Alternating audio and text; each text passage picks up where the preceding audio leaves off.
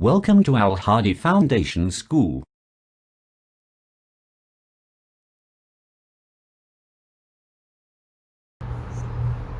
Atomic number and mass number. अब हम देखेंगे एटॉमिक नंबर क्या होता है और मास नंबर क्या होता है। किसी भी एटम को, जब हम किसी एटम का स्ट्रक्चर देखते हैं तो उस एटम की तीन चीज़ें हमें पता होती हैं। सबसे पहली उसके इलेक्ट्रॉन, नंबर 2 पे उसके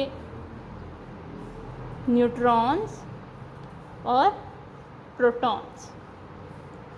एटम के स्ट्रक्चर का भी हमें पता है कि एटम का न्यूक्लियस सेंटर में होता है, जिसमें प्रोटॉन्स और न्यूट्रॉन्स पाए जाते हैं और उसके ऑर्बिट्स में उसके इलेक्ट्रॉन्स रिवॉल्व कर रहे होते हैं। ये तो हो गया इसका नॉर्मल स्ट्रक्चर। अब एटॉमिक नंबर क्या होता है? एटॉमिक नंबर दरअसल इसी स्ट्रक्चर में, एटम के इसी स्ट्रक्चर के अंदर मौजूद नंबर ऑफ प्रोटॉन होते हैं कि एटम का एक स्ट्रक्चर है तो उसके अंदर प्रोटॉन कितने हैं। जितने प्रोटॉन होंगे वही उस एटम का एटॉमिक नंबर कहलाएगा। फॉर एग्जांपल हमने कह दिया कि ये है एटम एक्स का स्ट्रक्चर। ये एटम एक्स का स्ट्रक्चर हमने कह दिया, तो इसके अंदर जो नंबर ऑफ प्रोटॉन हैं वो कितने हैं, वो इस एक्स का एटॉमिक नंबर कहलाएगा। चलो एग्जाम्पल लेते हैं।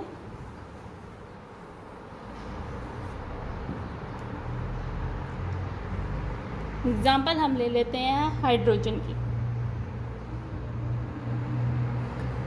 अच्छा जी, हाइड्रोजन हम उसका बनाते हैं, ये हाइड्रोजन का स्ट्रक्चर बना लिया। Number of proton, number of neutron. Hydrogen के अंदर नंबर ऑफ प्रोटॉन होते हैं 1, नंबर ऑफ न्यूट्रॉन 0, इलेक्ट्रॉन 1।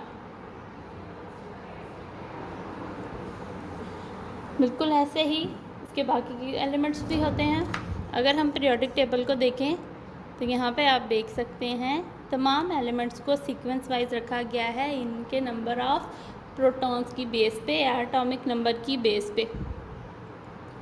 सबसे पहले ये 1 पे हाइड्रोजन, जो कि एटॉमिक नंबर 1 के साथ है। फिर है helium, atomic number 2, lithium atomic number 3, beryllium atomic number 4 और इसी तरह आगे ये सारे चलते जाते हैं। एटॉमिक नंबर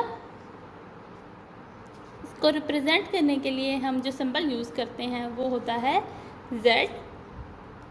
अगर हम किसी एलिमेंट है हमारे पास X और उसका एटॉमिक नंबर है हमारे पास 1, तो हम ये कह सकते हैं कि X के लिए Z इज इक्वल टू 1। हर एक एटम का, हर एलिमेंट का एटॉमिक नंबर स्पेसिफिक होता है, उसको हम उस एलिमेंट का आइडेंटिफिकेशन नंबर भी कहते हैं। फॉर एग्जांपल अगर हम हाइड्रोजन लेते हैं तो हाइड्रोजन के लिए Z इक्वल टू 1। अगर हम कार्बन लेते हैं तो कार्बन के लिए Z इज इक्वल टू 6। इसी तरह अगर हम ऑक्सीजन लेते हैं तो ऑक्सीजन के लिए Z इज इक्वल टू 8। ये इनके एटॉमिक नंबर आते हैं।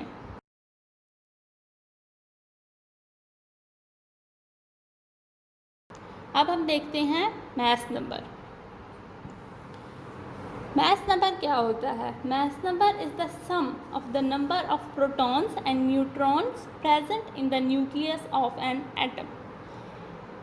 एक एटम के अंदर कितने प्रोटॉन्स हैं प्लस कितने न्यूट्रॉन्स हैं, इन दोनों को ऐड करके हमारे पास जो नंबर आता है उसे हम A से रिप्रेजेंट करते हैं, जिसे हम मास नंबर कहते हैं।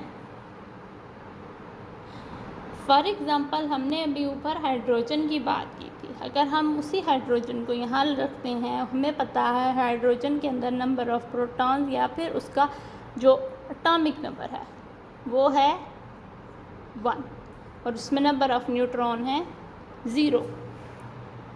तो अगर हम फार्मूला यूज़ करें A is equal to Z plus N, तो अब हम इसमें वैल्यूज़ पुट करेंगे। A is equal to Z हमारे पास है 1 प्लस n है हमारे पास 0, तो आंसर हमारे पास आएगा 1, यानी कि mass number is equal to 1। ये हाइड्रोजन का मास नंबर आया है।